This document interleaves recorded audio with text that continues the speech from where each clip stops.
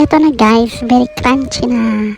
Hinugasan ko muna to bago ko hiniwa-hiwa saka ko ibinilad kanina sa labas. Ayan, ang bilis kasi sobrang sikat ng araw ngayon, sobrang init. Ito yung tangkay niya. Ayun yung baby ko. Nakaupo, ayaw pa niya matulog. Ayan, naghiwa-hiwa na rin ako ng ginger, sibuyas, tsaka bawang. Meron siyang shredded and chop-chop na sasawagan ko siya ng shrimp, ng dilis, at saka itong leftover na lechon na freezer ko noon. Akala ko kasi may mga bisitang hahabol pa. Kaya naglagay ako sa freezer kung sakali na, no? Pero wala na pala. Kaya ayun, pang sahog ko na yan. May pepper, ground pepper, whole pepper. Masarap yan. Pampalasa natin. Tapos ito, patis.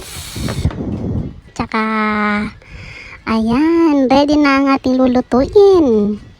Ayan po. Ready na. Yung pinagprituhan ko ng dilis, dyan na rin ako magluluto. Una, nilagay ko na yung mantika kanina pa kasi nagprito ko ng dilis dyan. Lalagyan ko siya ng shredded na ginger muna, tsaka yung nahiwa-hiwa ng pa-square na maliliit. Isa. At tapos, bawang. Ang susunod dyan ay bawang. Yan. Kailangan lumabas muna yung amoy ng ginger para masarap. Maamoy. Mabango.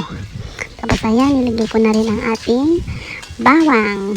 Gusto ko kasi pag nagluluto ko maraming mga ingredients. Ingredients na mga ito, mga herbs kasi ito maganda yung ginger. Ayan, tapos ito nilagyan ko na rin ilalagay na natin yung lechon. Isasangkot siya natin yung lechon para kung ano man yung mga taba-taba niya dyan, ayan, ma-fry ng konti. Ayan, nandyan na rin yung onion niya, nilagay ko na rin kanina. Ayan, halo-haloin natin para equal yung kanya, yung distribution ng ng mga herb na ginger, bawang, tsaka sibuyas. Ayan, halo-halo. Tapos lagyan natin ng ground pepper. Ayan, pampalasa. Lagyan natin ng konting ground pepper. Tansya-tansya lang kasi ako guys. Ayan, konti. Ayan. Kasi medyo marami-rami yung lulutuin natin. Ayan na, nilagyan na natin yung tangkay ng taro, ng gabi. Nakalimutan ko bumili ng kwan. Ayan, lagyan natin ng patis. Ayan. Nilagay ko na yung patis para ma-absorb siya yung lasa ng patis dyan sa gulay, sa lechon, sa shrimp, at saka sa dilis na nailagay na pansahog.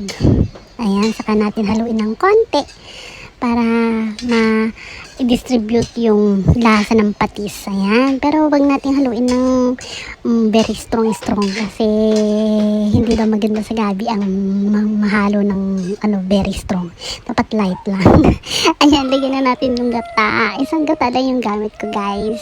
Ayan, para mag-boil na siya kasama yung tangkay. Ginuna ko yung tangkay kasi medyo mas matagal lang konti maluto. Ayan. And then ito na, nilagyan na kumulo na siya. Tapos lagyan na natin sa ibabaw yung leaves. Tapos lagyan na natin yung ibang shrimp na dun sa baba. Tapos papaibabawan ko pa para may lasa siya sa baba, may lasa din sa taas para magsalubong yung lasa nila. Diba?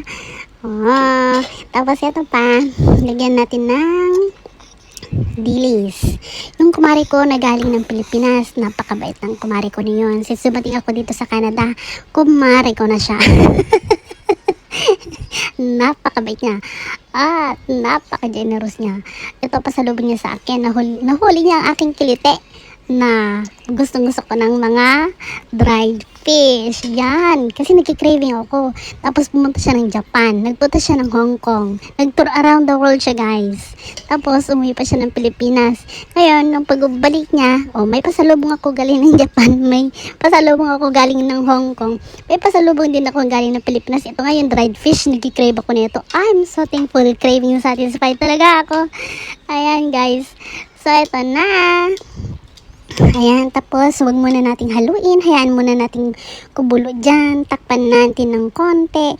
Ayan. Tapos,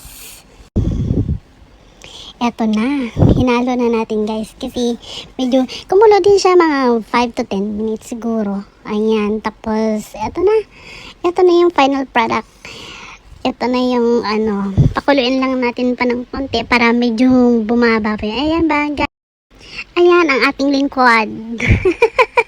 Ipi-flex ko lang din ang aking mukha na ako ay nagluto dyan. Na wala pang kasuklay-suklay.